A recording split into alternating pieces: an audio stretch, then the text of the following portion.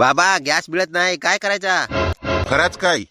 आपलाच नाही, सगळे दुकानवाल्यांचा पण गॅस संपला, हॉटेला सगळी बंद, टपऱ्या पण बंद झाल्या. म्हणजे आता शिळी भज्या कुठली खायची? बाबा मला बोहाडेला जायचं आहे. कुठला बोहाडा आहे रे? बाबा घिवडेचा. बोहाड्याला काय करायचं जायचं आहे तुला? मला बोहाडेला काय नाही, फक्त मूर्त्याच पाहणं लगेच येईन. मूर्तीच पाहायची आहे ना तुला? आपल्या गावातल्या मंदिरात जा, तिथे मस्तपैकी मूर्ती आहे, ती पाहून ये. कोणत्या मूर्त्या पाहायच्या आहेत रे? त्या पावडर लावून येते त्या, लाली लावून येते त्या ना? पण बाबा मोठा झालो ना आता मी. मोठा झालास तर काय बोहाड्यात पोरी पाहायला जाशील काय? असा पोरी पाहिले चालला काय? आम्ही नाही कधी आमचे वयात पोरी पाहिल्या. डवरबा तुमचा माहित आहे, तुम्ही तर तमाशे काय पाहायला जात होतस.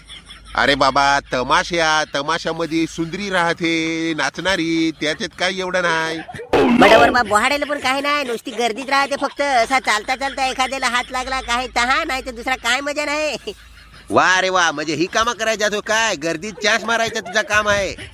बाबा तसा नाही, पण ती गर्दीत राहते तर काय हात लागत हो ना चुकून इकडं तिकडं. वा रे वा, म्हणजे तुला ना आपले खानदानाचं नाव बरबाद करायचं आहे काय लफडा करून? डवरबा खानदानाचं नाव तर तुझ्याच बरोबर केलास. दारूची बाटलीवर जागा ऐकून टाकलीस आणि आम्हाला काय ठेवलास? शिळ्या भाकरी.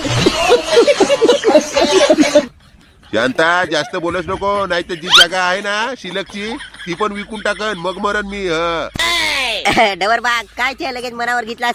असाच ना मी नुसताच सांगा तू येर. हा, बोहाड्याला जाऊ ना मी.